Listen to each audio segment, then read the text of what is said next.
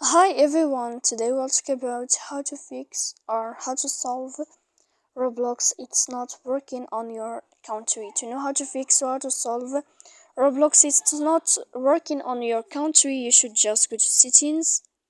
Here in this page, we click apps, default apps, app settings. When you'll find this page, you will search about this window of Roblox and you will enter. Then in this list of app info, you will click on first stop and you click OK. Then we click on storage window. Here we click clear cache, and in the end you can go to your Wi-Fi and we click here to turn off your Wi-Fi. You will wait 1 minute and then you can turn on your Wi-Fi again to fix your problem on Roblox. So please don't forget to support us by like and subscribe. See you next time in another video, and thank you for your attention.